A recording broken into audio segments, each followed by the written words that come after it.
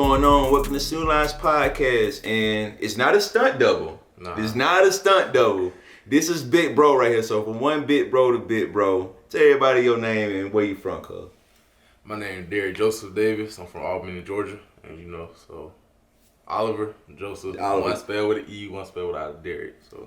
So if someone wanted to tell y'all apart, what's the main way to tell Big Bro and Little Bro apart? It's gonna be our personality. I'm gonna have to say it's gonna be the personality. Like my brother, way more laid back and cool and chill. I'm more, outspoken or just I say like aggressive too. Just that people say I'm meaner, that kind of stuff.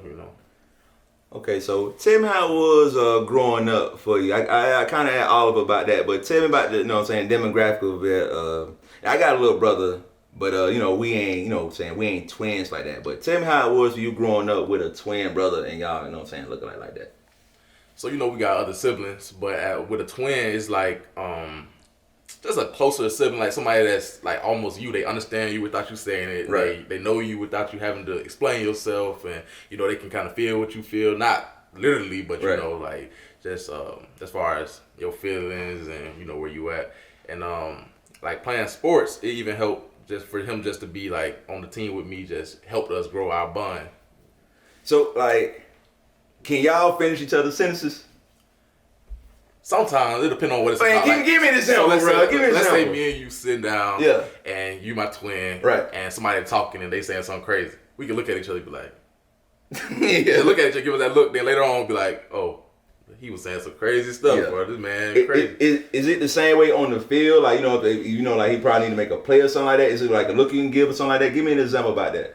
For sure. So like, he went back to high school, I know, and he was talking about our run to the state championship. Right. But the year after that, when we were seniors, we played this little team that everybody was expecting to beat us in the playoffs. So we played them and came down to some, tough nitty-gritty moments. Both of us playing outside linebacker. He was the Will, I was the Sam. So it came down to some plays where it's like, hey, we need to get it done. We look at each other like, let's go. And, we rocked out. For sure. So which one of y'all are faster right now, you or Oliver? I'm going to give it to my brother. I'm gonna, hats off to him. I'm going to give it to him. He faster than me. Go ahead and tell me about something you better him in, though. That's what we do as big brothers. Strength-wise, I'm stronger. So, they say speed kills, but you don't want to see that strength. No. That's right. Okay, so tell me about your journey at Albany State. Tell me about how the journey was. I know you went to Georgia Southern also, but tell me about your journey at Albany State.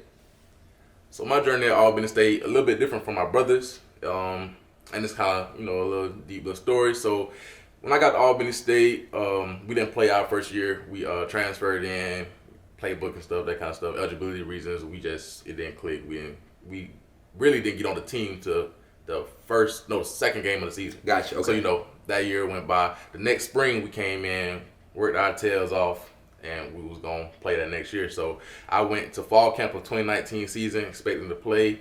First game came up, no PT. To finish off that season, though, 10 sacks.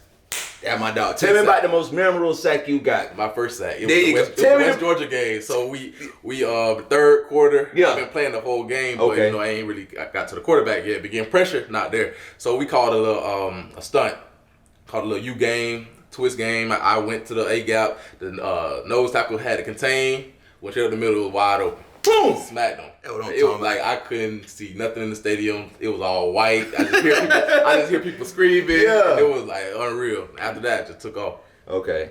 I understand, I know you took out, but I know everybody played with some injuries. So tell me about, a couple of injuries you had in. I remember we talked off camera before you came on, like an injury you played with and you kept Charlie Mike and, continue that mission. So a couple of injuries that I had, really the same type of injuries. Messed up both my shoulders, torn labrums. I've been playing through them since 2019 season. So I had the surgery in 2020, kept on happening. So they would pop my shoulders, were dislocated, and I put them back in, go back in the game, just bearing the pain. But this last season that we just played, had a couple ankle injuries and torn some ligaments in my ankle, but no surgery was needed. So I'm ready to rehab and keep going. Sure. So like I asked your brother, I understand, that we all want to make it in whatever we have our dreams for, but sometimes it go a different way. what would you do if you didn't make it into the NFL? I'll just be an athletic trainer. With me having the injuries and sports injuries, I kind of have a little feel to help athletes stay on the field, keep competing, rehab back into health. And I actually want to be an athletic trainer and then one day look to teach athletic training. And so, get my doctor's of athletic training degree and work in that field. So when I pulled up here, I know y'all got the same whips. Was that like by design or what? Like, how did that whip thing come about?